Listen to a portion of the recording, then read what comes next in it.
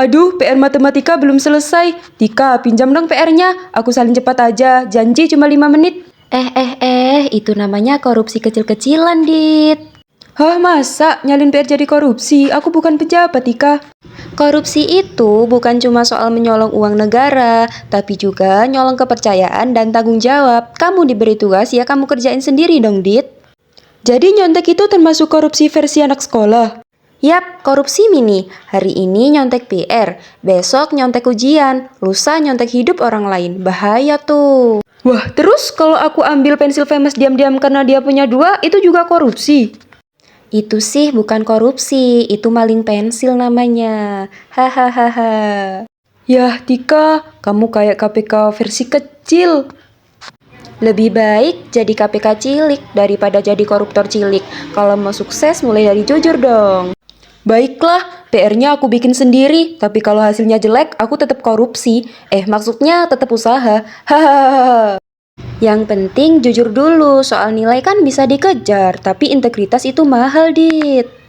Bagus sekali Tika dan Adit, itu yang disebut pendidikan anti korupsi. Dimulai dari hal kecil, jujur, tanggung jawab, dan tidak menyalahgunakan kepercayaan. Anak-anak, korupsi bukan hanya soal uang, tapi juga soal sikap. Dan sikap jujur harus dibiasakan dari sekarang, supaya kalian jadi generasi hebat dan bersih. Merah makin memudar, yang bunglon terasa benar. Budi makin menguning, yang pintar masih. Terkadang korupsi tidak selalu soal uang, kadang dimulai dari hal paling kecil, dari sesuatu yang terlihat sepele, seperti video anime yang kita lihat sebelumnya, saat seorang siswa memutuskan untuk menyontek PR temannya. Mengapa ini disebut korupsi kecil? Karena yang pertama, ia mengambil hasil kerja orang lain, yang kedua, ia memanipulasi nilai, yang ketiga, ia ingin mendapat keuntungan tanpa usaha, yang keempat, ia tidak jujur pada gurunya. Meski kasus kecil, perilaku ini juga disebut koruptif, seperti benih kecil yang kalau dibiarkan tumbuh bisa jadi kebiasaan buruk. Nah, sekarang kapan perilaku kecil menjadi kebiasaan? Ketika saat pertama kali menyontek PR, mungkin dia merasa bersalah, tapi setelah yang kedua, ketiga, dan seterusnya menyontek, rasa bersalah itu akan hilang dan akan menjadi kebiasaan. Dan kebiasaan kecil ini suatu saat nanti akan berkembang menjadi menyontek saat ujian, membuat alasan palsu, memanipulasi data, tidak bertanggung jawab, dan banyak lagi hal-hal buruk yang akan dilakukan. Dan bahayanya, jika tidak segera diperbaiki, perilaku kecil ini akan terbawa sampai dewasa. Apa saja sih dampak dalam menyontek PR? Ada beberapa dampak dalam menyontek PR. Yang pertama, yaitu menghilangkan integritas diri. Nah, sedangkan integritas sendiri itu apa? Integritas itu artinya kejujuran dan konsistensi antara ucapan dan tindakan. Kalau seseorang menyontek PR, dia sedang membiasakan diri untuk tidak jujur, baik pada diri sendiri maupun pada gurunya. Lama-kelamaan, dia tidak punya pendirian dan terbiasa menutupi kesalahan dengan kebohongan. Yang kedua yaitu otak terbiasa mencari jalan pintas. Waktu menyontek PR, otak tidak dipakai untuk berpikir atau menyelesaikan soal. Akibatnya, otak jadi terbiasa memilih cara termudah, bukan cara yang benar. Kalau kebiasaan ini terus terjadi, nanti dalam kehidupan nyata pun dia tidak akan mencari cara instan untuk menghindari usaha. Yang ketiga yaitu nilai tidak mencerminkan kemampuan nyata. Artinya, nilai PR yang bagus karena hasil menyontek bukanlah kemampuan asli siswa. Akhirnya, gurunya tidak tahu sebenarnya dia paham atau tidak. Ketika ujian, dia kesulitan karena tidak benar-benar belajar. Nilainya terlihat tinggi, tapi isinya kosong. Dan yang keempat, membentuk karakter yang lemah. Maksudnya, menyontek membuat seseorang tidak berani menghadapi kesalahan atau tanggung jawab. Daripada mengakui saya lupa PR, dia memilih menyalin pekerjaan orang lain. Ini membentuk karakter yang mudah menyerah, tidak berani jujur, dan tidak tahan tekanan. Yang terakhir yaitu merugikan teman yang sudah kerja keras. Ini sudah jelas. Teman yang dicontek telah mengerjakan atau menghabiskan waktu, tenaga, dan usaha untuk mengerjakan PR. Kalau hasil kerjanya dimanfaatkan orang lain tanpa izin, itu sama saja mengambil hak orang lain. Selain itu, Teman yang rajin juga merasa tidak dihargai.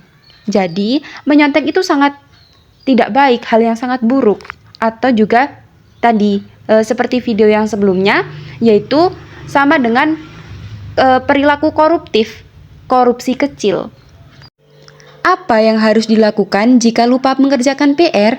Yang pertama yaitu akui ke guru bahwa kamu lupa. Kejujuran adalah langkah pertama untuk memperbaiki diri. Mengakui bahwa kita lupa menunjukkan bahwa kita berani bertanggung jawab atas kesalahan sendiri. Guru biasanya lebih menghargai siswa yang jujur daripada yang berbohong atau menyontek. Yang kedua, minta kesempatan untuk memperbaiki. Setelah mengakui kesalahan, langkah berikutnya adalah meminta izin untuk memperbaiki. Dengan meminta kesempatan, kamu menunjukkan bahwa kamu mau berusaha dan ingin belajar dari kesalahan, bukan hanya ingin menghindari hukuman. Yang ketiga, kerjakan ulang dengan jujur. Kalau diberikan kesempatan, gunakan waktu itu untuk mengerjakan PR dengan usaha sendiri. Hasilnya memang mungkin tidak sempurna, tapi itu adalah kemampuan asli yang akan membantu kamu memahami pelajaran dengan benar. Dan yang keempat, meminta bimbingan teman, bukan jawabannya. Teman bisa membantu menjelaskan cara mengerjakan, tapi bukan memberikan jawaban untuk dikopi. Dengan meminta bimbingan, kamu tetap belajar dan tetap menghargai usaha teman yang sudah mengerjakan PR-nya sendiri. Dan yang terakhir adalah catat jadwal PR biar tidak lupa lagi. Lupa itu manusiawi, tapi kalau berulang-ulang berarti perlu solusi. Mencatat PR di buku catatan atau di HP membantu kamu lebih teratur dan tidak mudah lupa. Kebiasaan kecil ini membuat kamu lebih disiplin dan bertanggung jawab. Langkah-langkah sederhana ini mungkin terlihat kecil, tapi mampu memperkuat mental, membangun tanggung jawab, dan membuat kita lebih jujur pada diri sendiri. Karena karakter yang baik tidak lahir dari hasil menyontek, tapi dari keberanian memperbaiki kesalahan. Yang selanjutnya yaitu peran guru dan teman. Peran guru menanamkan pendidikan karakter. Guru bukan hanya mengajar pelajaran, tapi juga membentuk kepribadian siswa. Lewat nasihat, sikap, dan pembiasaan, guru mengajarkan pentingnya kejujuran, disiplin, dan tanggung jawab. Dari sini, siswa bisa memahami bahwa menyontek PR bukan sekedar kesalahan kecil, tetapi bagian dari karakter yang harus diperbaiki. Yang kedua yaitu mengajak dialog. Guru yang baik tidak langsung marah, tapi mengajak siswa berbicara.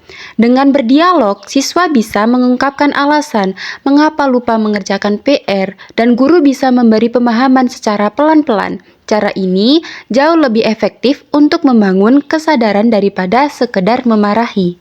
Dan yang ketiga adalah mengajarkan konsekuensi, bukan hukuman. Konsekuensi artinya menanggung hasil dari tindakan, misalnya harus mengerjakan PR ulang atau mengumpulkan tugas tambahan. Beda dengan hukuman yang hanya membuat takut. Konsekuensi membuat siswa belajar bahwa setiap tindakan ada tanggung jawabnya. Ini membentuk kedewasaan moral. Sedangkan peran teman yaitu mengajari, bukan memberi jawaban. Teman bisa membantu menjelaskan cara mengerjakan PR tanpa harus memberikan hasilnya. Dengan mengajari, teman membantu proses belajar, bukan membiarkan perilaku curang. Dan yang kedua yaitu mengingatkan. Teman bisa saling mengingatkan PR, apa yang harus dikumpulkan, kapan deadline-nya, dan apa saja yang sedang dikerjakan di kelas. Saling mengingatkan membuat lingkungan belajar lebih sehat. Dan yang ketiga yaitu menjadi contoh yang baik. Teman yang rajin, jujur, dan disiplin menjadi panutan bagi yang lain. Kadang perubahan itu tidak datang dari nasihat, tetapi dari contoh nyata yang bisa ditiru. Pendidikan bukan hanya tentang angka, tapi juga tentang membentuk manusia. Yang selanjutnya yaitu pesan moral. Pesan moralnya adalah korupsi tidak selalu dimulai dari uang miliaran. Kadang dimulai dari selembar kertas PR yang kita salin tanpa rasa bersalah. Kalimat ini menjelaskan bahwa korupsi bukan hanya soal pejabat, uang, atau kasus besar yang muncul di berita. Korupsi itu berawal dari hal-hal kecil, dari kebiasaan tidak jujur yang tampak sepele. Menyontek PR mungkin terlihat tidak penting, tapi itu adalah bentuk mengambil sesuatu yang bukan milik kita, yaitu hasil kerja teman. Ketika kebiasaan kecil ini dibiarkan, lama-lama bisa menjadi pola hidup menghindari tanggung jawab, memanipulasi hasil, mencari keuntungan tanpa usaha, dan mengulangi kebohongan untuk menutupi kesalahan. Anime sering menunjukkan kalau kejahatan besar biasanya lahir dari kesalahan kecil yang dibiarkan.